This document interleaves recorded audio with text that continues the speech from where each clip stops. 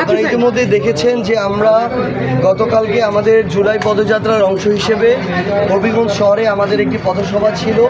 পথসভা শেষ করে 6:30টার দিকে আমরা যখন ফিরছিলাম, আমরা প্রোগ্রাম শেষ করে প্রায় হাফ কিলোমিটার সামনেও চলে এসেছিলাম।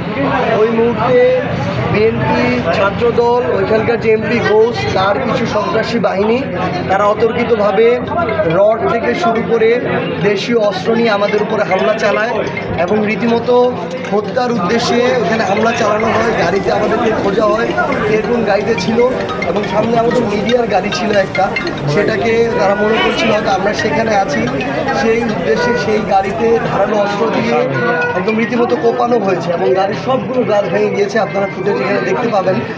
তো এর পরবর্তী সময় আমরা যখন আমাদের আহত ভাইদের নিয়ে সদর হাসপাতালে যাচ্ছিলাম, সেখানেও আপনারা দেখেছেন হাসপাতালের গেটের সামনে আবার আমাদের উপরে ছাত্রদলের সন্ত্রাসীরা অতর্কিত হামলা চালায় এবং তারা ছাত্রদলের ওই সন্ত্রাসীরা কিন্তু ভিডিও করছিল তারা, এবং এটা প্রাউডলি সোশ্যাল মিডিয়া শেয়ার করছিল।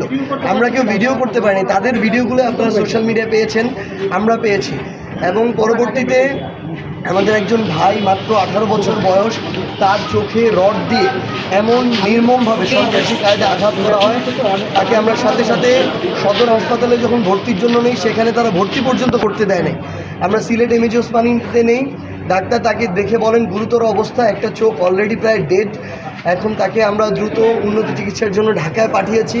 আমাদের প্রায় 16-17 জন সেখানে আমাদেরকে যখন সদর হাসপাতাল চিকিৎসা নিতে না দেওয়া হয়, তখন ওইখানের আইনশৃঙ্খলা রক্ষাকারী বাহিনী একটু সহযোগিতা করেছিল। ডাক্তাররা এসে আমাদের আমিরের শেরওয়ানি আগের যুগের রাজা বাদশাহ পরতেন। এটা পারে বিয়ে করার মজাই আলাদা। আমরা এসেছি, আপনারাও আসবেন, রাজকীয় পরিবেশে বিয়ে করতে পারবেন।